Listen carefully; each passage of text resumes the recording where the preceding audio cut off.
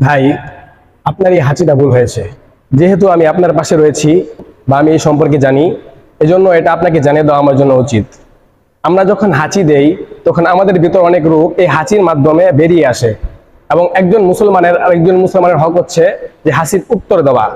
ধরেন আমি আপনার পাশে রয়েছি আর আপনি হাঁচি দিলেন, এখন আমি এটা শুনেছি কিন্তু আপনার উত্তর আমি দেইনি, তাহলে এটা আপনার উপর আমার হকটা যেটা রয়েছে কাল কিয়ামতের দিন এর হিসাব দিতে হবে আল্লাহর কাছে।